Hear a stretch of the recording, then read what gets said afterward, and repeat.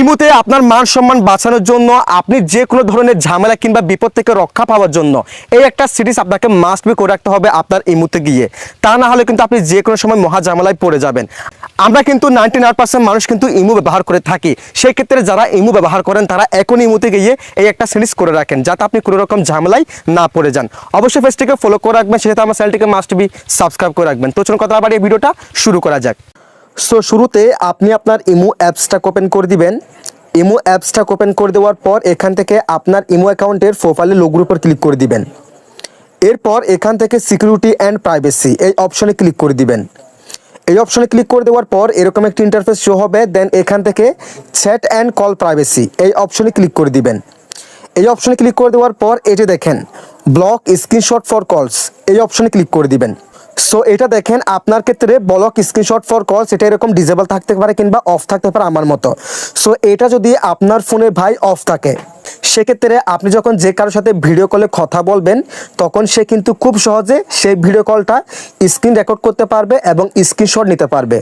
সেক্ষেত্রে আপনাকে যে কোনো সময় সে সম্মানহানি করতে পারে বা যে কোনো সময় আপনাকে ব্ল্যাকমেল করতে পারে যে কোনো সময়। সো সেক্ষেত্রে আপনি যে কাজটি করবেন এখান থেকে ব্লক স্ক্রিনশট ফর কলস অপশনটাকে সবসময় অন করে রাখবেন। সেক্ষেত্রে আপনি অনেক নিরাপদে থাকবেন। এরপর থেকে আপনি যখন তার সাথে ওই ব্যক্তির সাথে যখন বা যে কোনো ব্যক্তির সাথে যখন আপনি ইমুতে ভিডিও কলে কথা বলবেন তখন ওই ব্যক্তি আর স্ক্রিনশট কিংবা স্ক্রিন রেকর্ড করতে পারবে না। করতে পারলেও সেখানে অন্ধকার দেখাবে। তার পাশাপাশি আপনাদেরকে আমি একটি বোনাস টিপস দিচ্ছি, সেটা হলো আপনারা এই জায়গায় চলে আসবেন। দেন এখান থেকে ম্যানেজ ডিভাইস এই অপশনে ক্লিক করে দিবেন। এই অপশনে ক্লিক করার পর এই যে দেখেন আমার ক্ষেত্রে মাল্টি ডিভাইস এই অপশনটি কিন্তু অন করা আছে। এটা অন করা থাকা মানে আমার ইমো অ্যাকাউন্টটা যে কেউ যে কোনো ফোনে লগ ইন করতে পারবে। যার প্রমাণ আপনারা এখানে দেখতে পাচ্ছেন, রেডমিতে আমার ফোনটা এখন আমার ইমোতে এখন লগ ইন করা আছে। পাশাপাশি স্যামসাং M21 এটাতেও কিন্তু লগ ইন করা আছে। অর্থাৎ দুটা ফোনে কিন্তু আমার ইমো অ্যাকাউন্টটা লগ ইন করা আছে। কী জন্য লগ ইন করা আছে?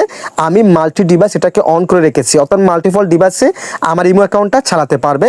ওই অপশনটা আমি এখান থেকে এনেবল করে দিয়েছি, অন করে দিয়েছি। সো আপনার ক্ষেত্রে আপনি যে কাজটি করবেন, যদি আপনি চান আপনার ইমো অ্যাকাউন্টটা আপনি ছাড়া অন্য কেউ ব্যবহার না করুক, সেই ক্ষেত্রে আপনি এখান থেকে মাল্টি ডিভাইস এটাকে ডিসেবল করে রাখবেন, সবসময় অফ করে রাখবেন। সেক্ষেত্রে আপনার ইমো অ্যাকাউন্টটা আপনার ফোনে ছাড়া অন্য কোনো ব্যক্তি অন্য কারো ফোনে কখনো লগ ইন করতে পারবে না।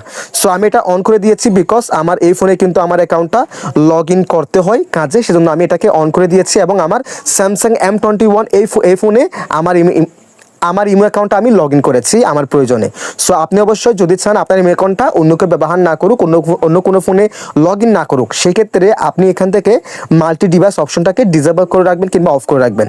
সো এই ছিল আজকের ভিডিও। যদি ভিডিওটি ভালো লাগে অবশ্যই লাইক কমেন্ট শেয়ার করে দিবেন, চ্যানেলটিকে সাবস্ক্রাইব করে রাখবেন, পেজটিকে ফলো করে রাখবেন।